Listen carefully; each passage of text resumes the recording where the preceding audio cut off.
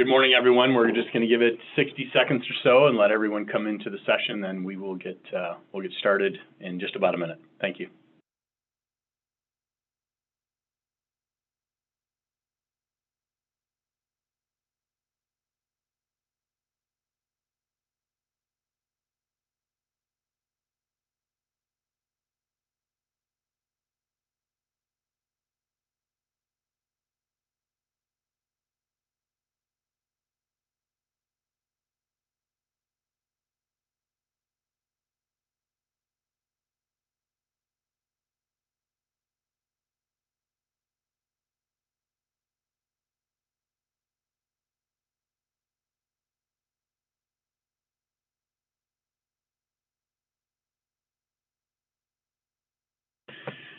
Good morning, everyone. Thanks for joining for this month's To Catch a Fraudster webinar by CertifID. Like we've been doing all year, I've got my really good friend, co-founder of CertifID and brother-in-arms in the liar fraud battle, Tyler Adams. For those of you who haven't had the privilege to meet him, I've got the whole gang in Grand Rapids this week, so it's a real pleasure. So I thought we'd do this kind of live in studio together, and COVID things are getting lifted a little bit more. So this session this month, we were anticipating having a special guest that has just an amazing story to tell, but for reasons I can't disclose, unfortunately, they're not able to attend, but know that we will reschedule their story to be told later this year.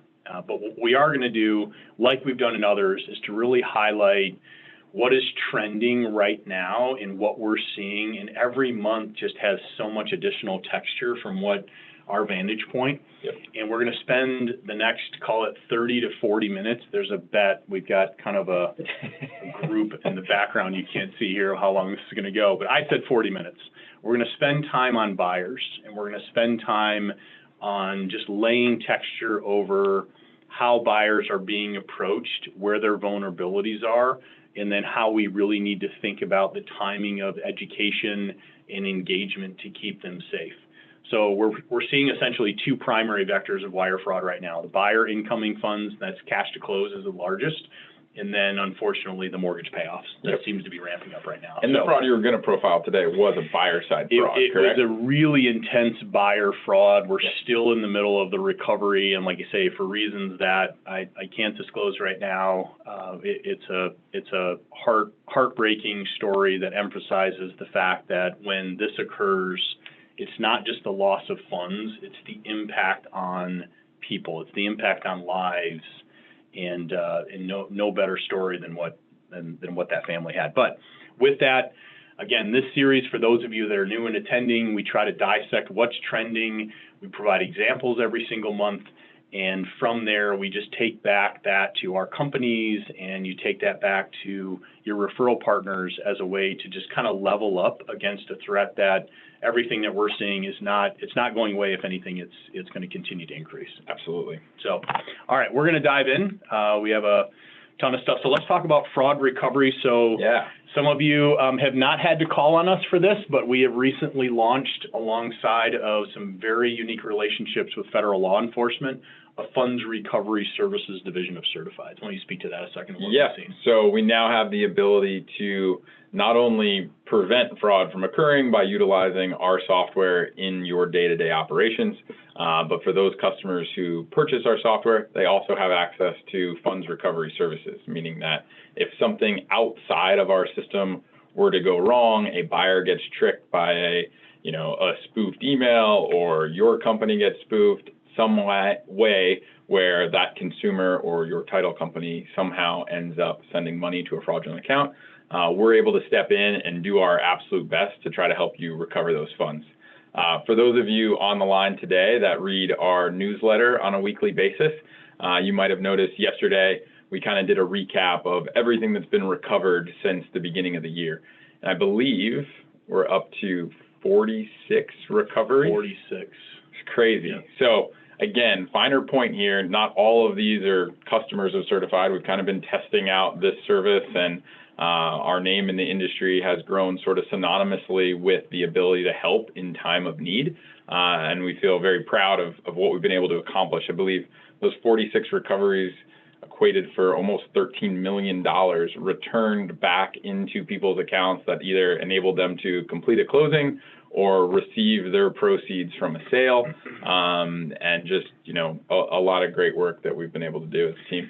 Yeah, and we'll show you this later, and likely led to several $100 million of additional funds that were received through fraudulent accounts. So it's just the scope of this has been really interesting. But and everything from buyer cash to close is about half of it, and then the other half is split between mortgage payoffs and seller net proceeds. So they're focused on. Well, you can see they're focused on all of them. Right. I mean, no one's immune. Rarely a day that we're not involved in either a follow-up or an active recovery. Had one yesterday for just over $700,000, right, that we got safely returned. So, all right, quickly, we're learning more about who's behind this. Oh, for housekeeping, I forgot to mention. If you have a question, put it in the Q&A panel. We have a screen in front of us that you can't see that Katie and Brent will feed us the question. We may take it in real time. Rather than wait to the end. So with that, let's think about what we're learning more and more about is how sophisticated the network is behind wire fraud. So quickly, what we may think about in cyber crime is that you have these hackers, they're solo kind of, I say practitioners, or they're solo actors, and somehow they get monetized for their efforts. In this area of wire fraud, it couldn't be further from the truth because you're talking about billions of dollars a year. And I would even argue that wire fraud isn't even necessarily a cyber crime. I think it's moved from, it's just tricking somebody into thinking they're communicating with the right party. They're just communicating through an electronic rail rather than a face-to-face. It's just a new form of like the old con man schemes. Well, one thing I didn't tell you, but when I was visiting my family in Florida, they had an AARP magazine, as you might see in the retirement community in Florida, but they had profiled a whole like underground crime ring where it was a call center and somebody kind of went undercover and got into this call center, and they had like a leaderboard up on the wall for who had made the most money in the given month, and they're literally competing as this huge team as to who can steal the most amount of money from people in the United States. And it was across all these different types of scams, and they're comparing the different scams that they're running, and certain teams are responsible for like debit card scams, and other teams are responsible. So, I mean, it is absolutely a well-funded, organized type of crime in today's environment. Well, and that, no surprise there. If we think about it high level, I think that the challenge that we have is that every criminal needs a victim, right? Absolutely. So AARP, they're a huge target right now, that whole segment of the population. And as we have more victims that experience and lose funds, it's like this self-perpetuating wheel that's grabbing momentum. Totally. Because now their return on investment for what they're doing as an enterprise increases. No different than, hey, if we have excess profits, we might hire more people. Exactly. Right? We get better on tech. We make even the company culture, and you think about, man, why are you talking about company culture for a fraud syndicate? Because they're recruiting and competing against other fraud syndicates. It's being absolutely. that big of a business right now. So the return on investment, for those of you that have any economic background, is an unfair return. There's excess, and whenever there's excess, there's competition.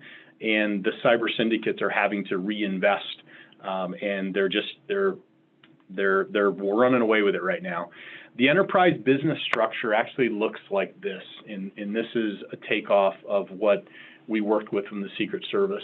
We have some national webinars coming up. So you have your orchestrator at the top, you have the syndicate leader, and think about it, for those of you large or small, smaller organizations might be wearing multiple hats as one person.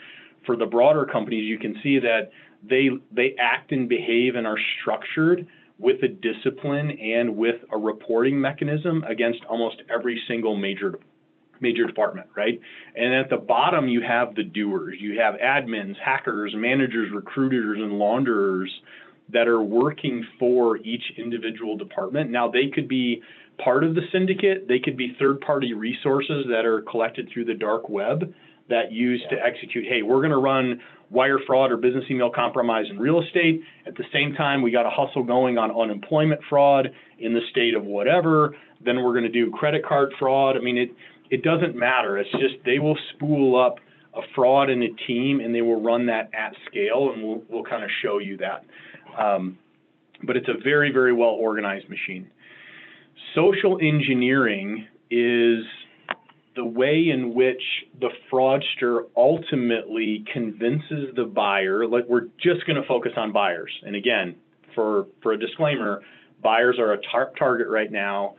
They're the hardest to control or the hardest to kind of mitigate from a fraud perspective because they hold their own money, if that makes sense, right? They have to go to the bank either online or in person or however through a private banker, and they have to initiate the wire to the title settlement company for closing. So the idea is, okay, what is it that they're approached with from the fraudster that is leading them to act? Okay, so let's say the title company that's being selected for the closing doesn't do anything other than, you know, the bottom of the email saying fraud bad, phone call good before you wire funds, right? That's basically what they say. But let's look at recently, since I think March 1st, we pulled emails and we dissected those emails into common denominators of what did the email say that after the email was sent, a wire was sent. So in each one of these emails I'm about to show you, funds were transferred against it, like millions of dollars. And now before we go into these, the thing you might be asking is like, well, how do they know how to approach these buyers, or who are these buyers? And we've had other series where we've talked through, you know, the phishing that takes place against real estate agents' emails, or in some cases, there's just so much activity online where now you're able to track and see who is looking for homes, and there's a lot more activation there that know that this is not a very tough exercise as a fraudster to figure out who is in the buying process. And some of this is incredibly targeted, and the more well-funded syndicates and the people who are really doing this for a living are likely able to identify, you know, how close you are to about to be sending money. Others are simply sending out sort of spray and hope that somebody's going to connect and get a fraud, you know, to occur. But as we walk you through these, you're going to see some really, really finely tuned and crafted approaches to these buyers to get them to send money at a time when they believe they should be sending their money to the appropriate account. Yeah, and I think two things to Tyler's point. One is that the messages are tighter and the time frames are much more believable. I'm convinced that 9 times out of 10 they have access to somebody's email account that is in real time participating in the transaction. I agree. They have to. I agree. There's no way that they just technologically, they just don't grab random emails out of the sky and say, oh, no kidding, you know, Brent's going to send cash, or Tyler's about ready to get a wire after closing. It doesn't happen like that.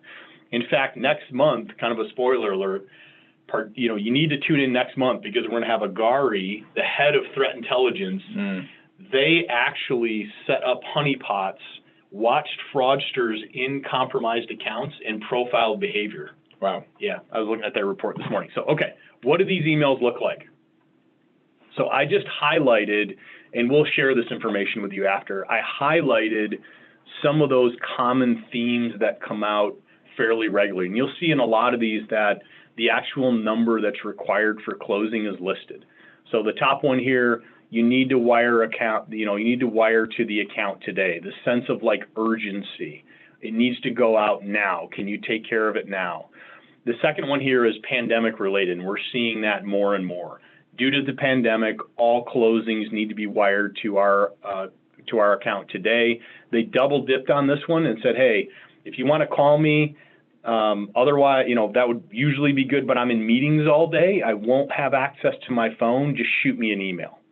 So this had a pandemic related, and hey, I'd love to talk to you, but I'm in meetings all day. You can send an email. Kindly, the word kindly, and Tyler and I were just joking about this earlier. It's the old Queen's English, and why it comes up so frequently is these fraudsters. You'll see in the report that Agari will display next week. 47% of these are still originating out of Nigeria. And that is a totally different language. They're using a transcription service typically, and whatever their word they're saying, it almost always interprets as the word kindly in English. Here's another one, kindly rectify and send the wire. This one was really sad. So here's a buyer, wires funds to an account, but the fraudster had one digit off the account number, so the wire bounced. The fraudster realizes that, sends a second email saying, hey, sorry for the wrong number. Here's the clarification. Please send me the money now. And ultimately, they did. Can you wire the money out today, then confirm? So here's one with a sense of urgency, and then they're asking to confirm that the payment was actually sent. So a question just came in that I want to address while we're here, because I think sometimes we do these webinars and we show all these emails, and it's like, oh, well, I can see that there's not a space between those, and kindly, and these all look very common. Wouldn't somebody catch this? Or, you know, the question was, before someone wires, shouldn't they at least speak to a person? Yeah, all of these things are true in hindsight, right? But when you're a buyer, especially in today's environment, it's super competitive. You're so nervous that, like, this home that you somehow miraculously won a bid against another 30 buyers that just tried to get it. True. You know, and now all of a sudden you get an email that says, hey, that money that you owe is owed today, or this house is gone. You have to have empathy for understanding that position that you're in as a buyer, and that it can very easily be construed as, I have to do this. Like, this is the title company. I believe it's coming from the title company, or who knows what else they're doing in their day-to-day job. And all of a sudden they get this email, and they're texting their wife and saying, hey, like, let's send the money. Like, let's make sure this just gets done, and something gets overlooked. And we're showing you just the top of the email. The bottom of the email, they cut and paste the actual legitimate string that they've been communicating with the proper agent and the escrow officer, right? So this is just the final communication. And the from doesn't say, you know, I'm ready to rip you off at, you know, I'mABadGuy.com. It's showing the fact that it looks like it's coming from the escrow officer. So if you actually interviewed buyers right now and they were honest about the process, right? It's typically 5 homes that they send an offer in before the one that they actually get the offer accepted. Yep. It's 43 days now to get the deal closed. And we're just seeing this year a level of fatigue that we haven't seen as it leads up to that final few days of closing. We should buy I'mABadGuy.com. We should. All right, kindly confirm. You guys are getting the drill. Kindly proceed and get back to us with the confirmation. You know, kindly execute the transfer today and email me a copy of the confirmation.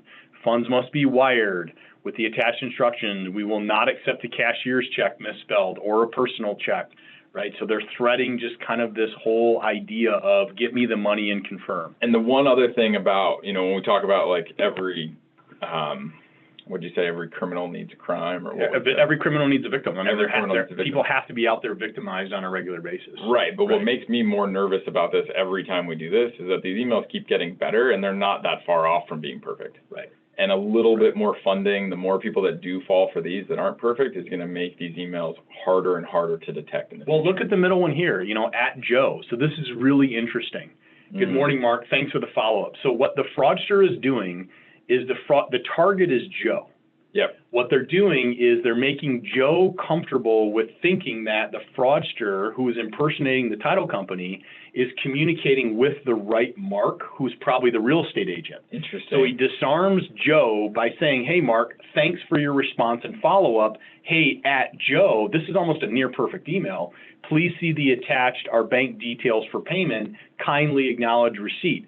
That's completely believable if below that is the string between Mark, Joe, and let's call it, you know, Rick, who's the escrow officer. Right. Yeah. Right. And we're seeing that more and more, where the fraudster not only will create an email address that is impersonating the escrow officer, they'll create an email address that it's impersonating the real estate agent and the mortgage lender, and they're having these like trilateral conversations with the buyer CC'd, and then they ask for funds. Crazy. And it's just like, well, wow, everybody's in agreement. I guess I'll just send the money. Yeah. Right? So you can see paid today, send me confirmation once it's processed. Just a couple more here to show you. Revised payoff and correct wiring instructions. What's scary is how many of these examples we have in the last couple of months. Yeah, this is just since March. Yeah. And I haven't updated, we've been chasing down, I think, 4 mortgage payoffs and 2 buyer sides just in the last 6 days. Wow. Yep. All right, money muling and money laundering. Okay, now we're going to settle into what are they approached with. Okay, so here's this email. Now I'm queued up to wire the funds. When they go to open that PDF, we're seeing some shocking new trends. So let's uncover the shocking new trend, right? So set of wiring instructions. Here you can see that Sun Title, a company that I co-founded back in 2015, is being presented to one of our buyers. And I'll just take a note here. You would think that, Sun Title founders are certified, we're at the tip of the spear on this. We're kind of the thought leaders, if you will, or at least one of those that's trying to really push back and manage this risk. We can't prevent, no easier than anyone could prevent on this call, from a buyer being approached with fraudulent instructions. That's what we have to, that's just the truth. We cannot prevent a buyer being approached from a fraudster impersonating us and then saying, hey, here's the instructions to go to Sun Title. So I'm going to use ours as an example, but before I do that, Brent, I'm going to have you click out, and I want to show you 3 sets of wiring instructions that came in recently to buyers. And I want you to notice the header as it flips. So why don't you click on the first set? All right, click on the second set. Click on the Sun Title set. And I'm just picking on these as this is a sea of PDFs that we could show you. But these came in from frauds that we caught. Actual frauds that we caught, right? So what's going on with the header? And what I want to show you is the fact that multiple title companies are being impersonated at the same time by these fraud syndicates, okay? So flip back to the deck. In the Sun Title, actually go back to the Sun Title instructions a second. Yep. Just do edit PDF. Just click on edit PDF over on the right.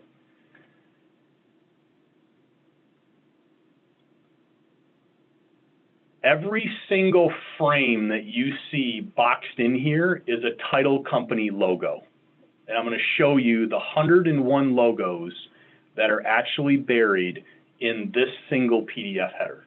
And now know that this PDF header has wiring instructions underneath it. Yeah, so go underneath, Brent. Go scroll down. So the idea is that a fraudster would be able to send these wiring instructions that goes to a fraudulent account. Yep. But depending on what title company they're trying to spoof, the header is able to recognize, okay, here we go, we're going to spoof Sun Title, or here we go, we're going to spoof XYZ title. And it always is driving back to their fraudulent account. And in some cases, they have multiple accounts. Yep, exactly. And just like Tyler mentioned, we had 101 logos, separate logos that we'll show you. And I believe we had 59 different money mule accounts in this single document. And this is where it goes back to say, we get brought in on one particular fraud. So we've helped recover, 46 frauds this year and $12 million. But when we go and find that one account, in this case, it unlocked almost 50 money mule accounts where fraudulent funds were being routed to. Yeah, and we confirm. So when we talk about how many accounts were in that single PDF, these were all of the accounts that we confirmed with federal law enforcement were not only open, but had received or had funds still left in them from fraudulent activity.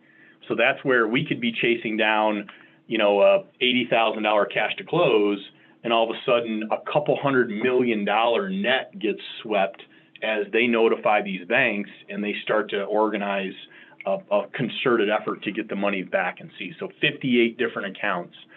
And then 100 is just shocking, 101 different title agency, closing, and underwriting companies, right? Ours up at the top left because that was the one that was programmed for it to end on. So not calling any of these brands out. There's nothing you can do about it. They simply, type in your name in Google, click on images, and you're going to have 15 different versions of your logo that you go right-click, save image as, and they're off to the races. So this is not rocket science for them. But I think that's one of the concerns that we have is that know this. When we look at our experience in funds recovery, what used to be 72 or 96 hours the financial fraud kill chain, the domestic kill chain through the IC3, the SWIFT recall, the international kill chain where the IC3 engages other institutions and other jurisdictions. What used to be 72 to 96 hours is now same day or next day. When you say that, you mean when we used to be able to help somebody recover their funds, the time frame we had good luck in was within 96 hours. And now you're saying if you expect to get your money back, we better find out within 24 hours? Yeah, within 24 hours. And there's three kind of main trends right now that we're seeing the money mules, that movement of money network. One is they're moving more and more money down to Mexico. And what's interesting about Mexico is that I guess their federal law really doesn't recognize wire fraud as a crime. They just recognize it as a financial transfer. The other is to cryptocurrency, especially in light of the value of crypto and how daily it can swing 30%, right?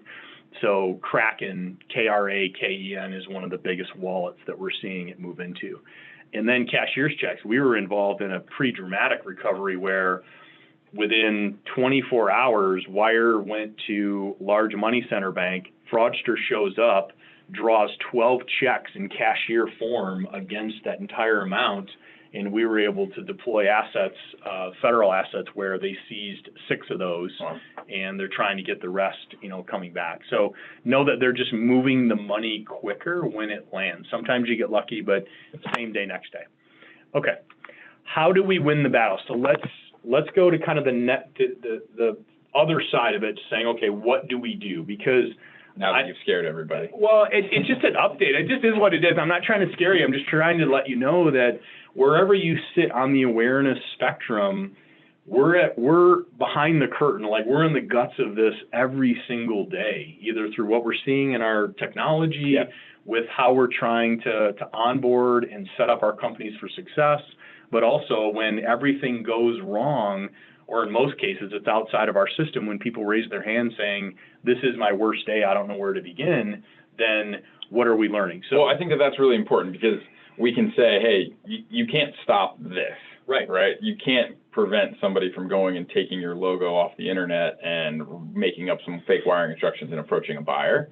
But there are a lot of things you can do to prepare your company and your buyer from just either being aware that they could be a target of this fraud, or prepare them with the appropriate instructions early on, so that when this does show up, they say, oh, that's funny, good try, and wipe it away. Yeah, that's all you need. Is all we need as an industry is to have the buyer engaged enough that if something looks they know what to expect, and if something looks out of the ordinary, they raise their hand, they check in before they send their money.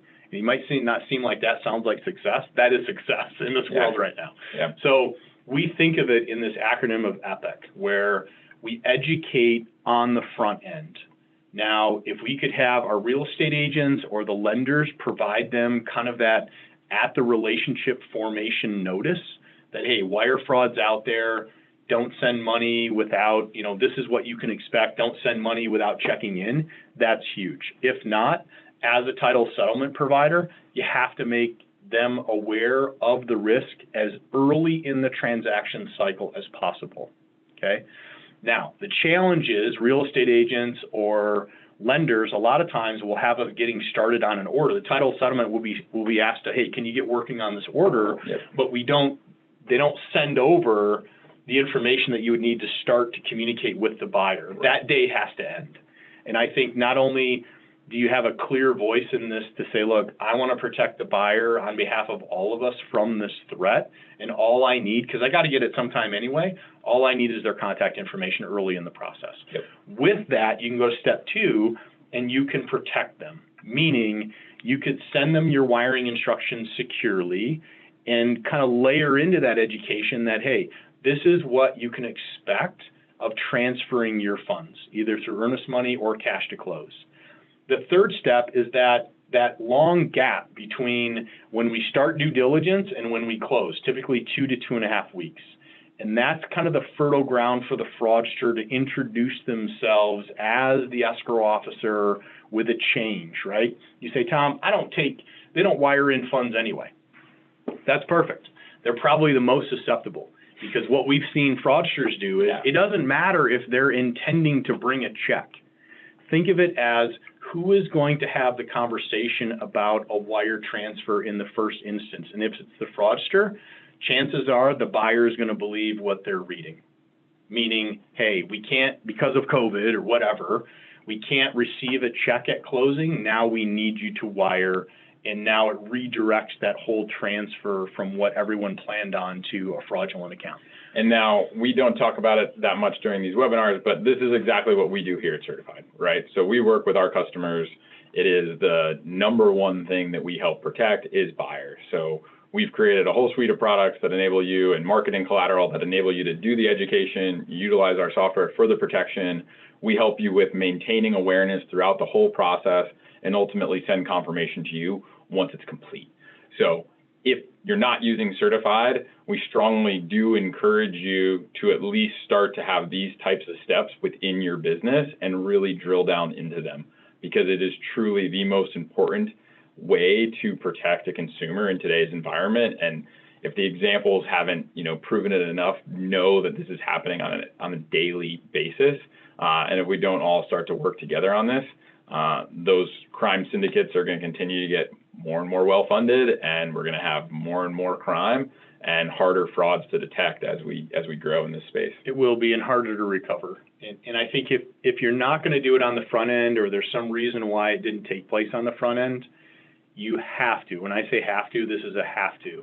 You have to share your wiring information in this disclosure before final numbers are circulated. Because we've seen instances where buyer receives final numbers, fraudster, the real estate agent was copied on the email from the title company. Within minutes after that, the fraudster spools up the spoof with the exact number, and the buyer gets just lit up. I mean, just eviscerated, right? Money, life savings gone, and a very bad result. So this is kind of how we think about it. And yeah, it might require a little workflow change and things like that, but believe me, it's worth it.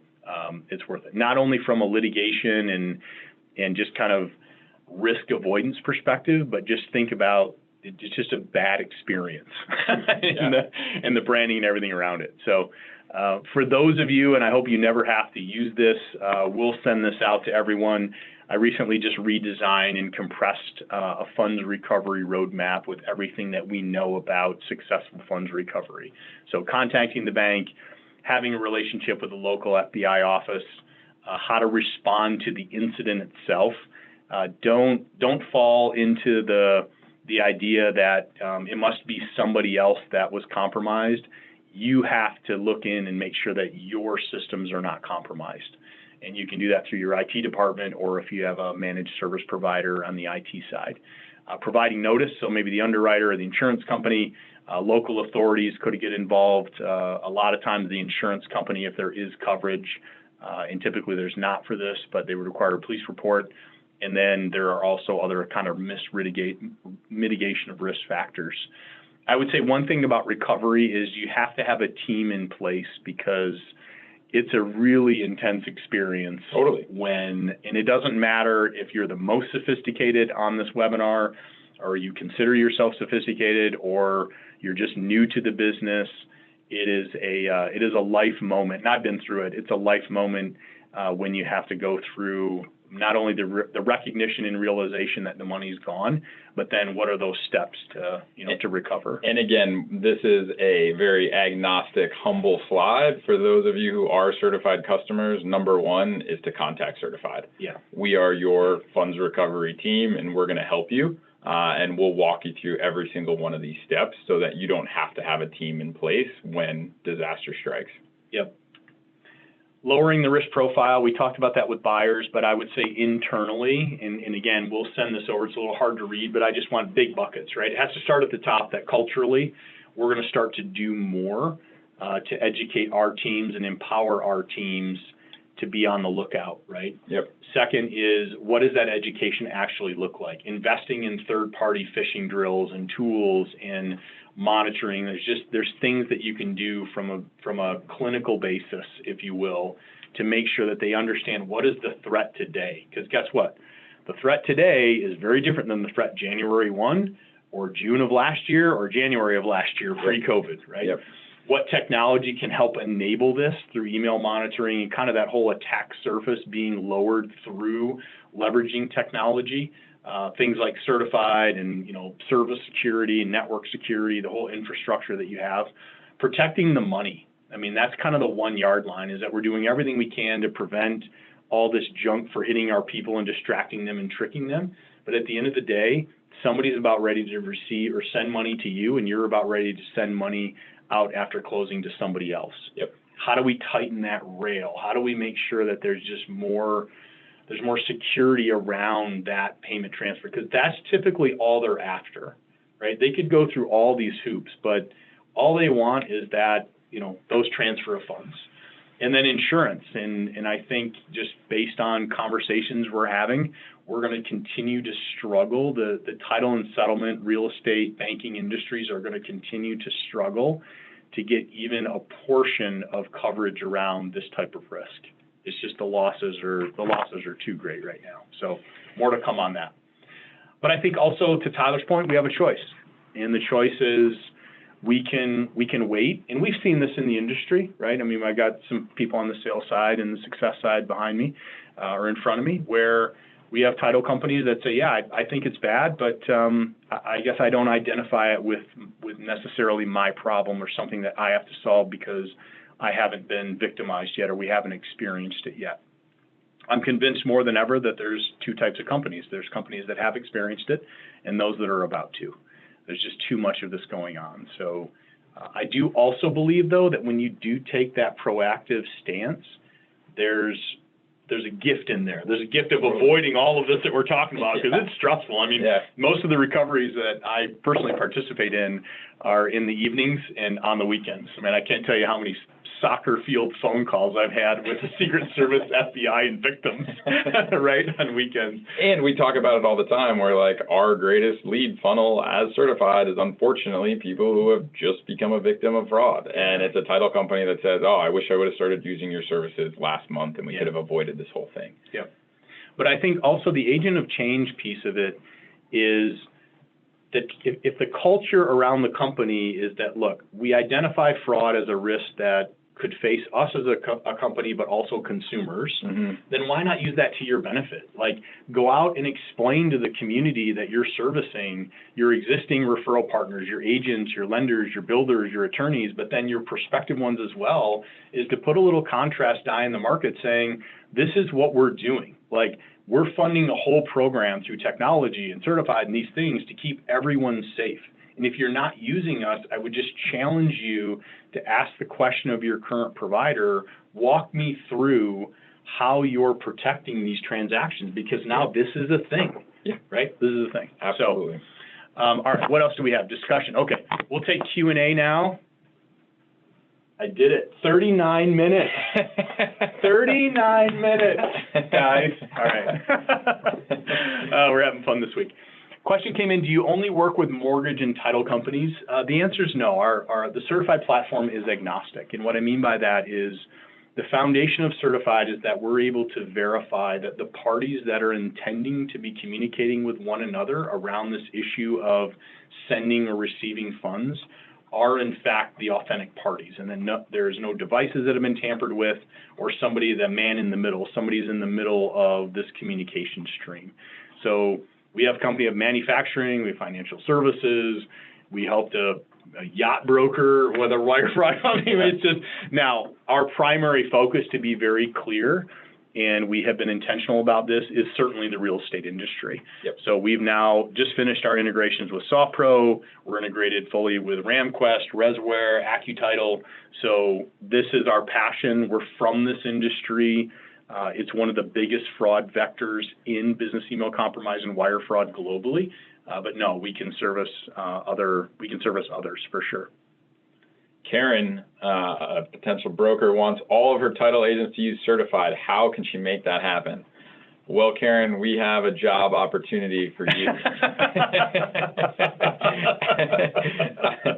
Love it. I think one of the things, you can certainly reach out to us. We'd be more than happy to help you. We have a lot of collateral and We got our VP of sales sitting in the studio today. He's looking bright-eyed after that comment. But no, seriously, we've built a lot of collateral and marketing pieces, and we'd be more than happy. Sometimes we've done like sales webinars specifically for brokers in other markets to be able to, introduce them to the problem and us as a solution and how it could potentially benefit those title companies.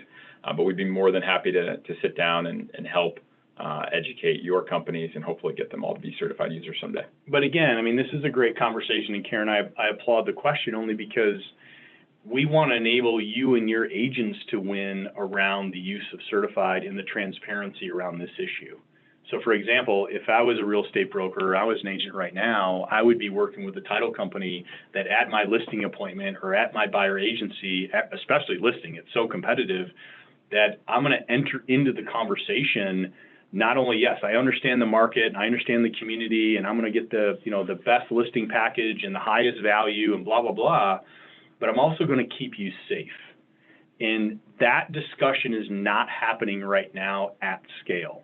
And if that discussion was able to be packaged and the real estate agent armed with that level of distinction and that level of just, honesty or awareness. Sure. I mean, I'd leave a conversation if I was picking between a listing agent. There's, let's say, 5 of them we were interviewing, my wife and I, and said, okay, what was interesting is say, well, God, Karen's team, they were the only ones that talked about wire fraud. Are you aware of that? I mean, that's where our collateral goes down that deep. So for the title agents, think about Karen's question and that opportunity that through us, we're enabling a more competitive customer set, which again is just a funnel of, means more transactions, and you're more sticky with your customers. We've seen our title agents use it as a benefit to go into market and tell their agents like, hey, we use certified, we're going to keep you and your client safe, and we've seen them increase market share as a result. I love the reverse, and now real estate agents selecting the title company they're going to work with because they are utilizing certified. All right, if there's any other questions, put them in. We will be submitting a survey, right? I always forget this, so this will be the only time I've mentioned this year. A survey is going to come out after, and if you haven't... Only a couple of questions. It's not a long survey. No, please, but please, we try to make it, look, we're taking the biggest asset, and that's your time.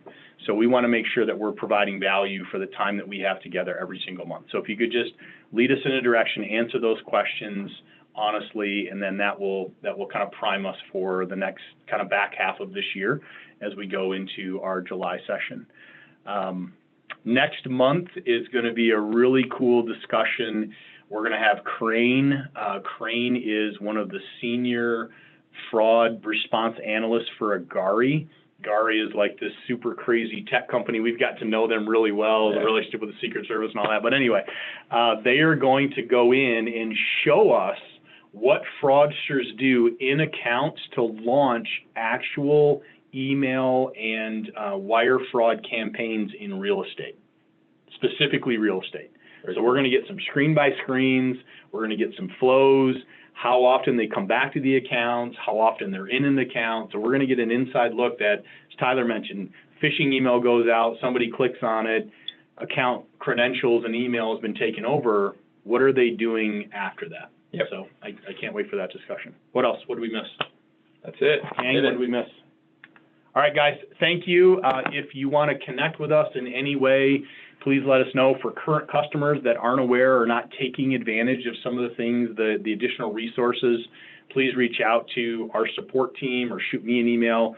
If you haven't already, connect on LinkedIn, constantly posting up kind of new fraud, either vectors or warnings or articles. Remember, 4th of July is coming up, and we had a really bad weekend over Memorial Day. So just prime your team, look at the calendar on month end, and start to think about that last week and spill over leading up. I think 4th of July is on a Sunday. Holidays observed on a Monday. Is that right? Going to be a bad weekend, right? So keep that in mind. All right, guys, stay safe. Thanks for the time, and we'll see you next month. All right, we'll see you.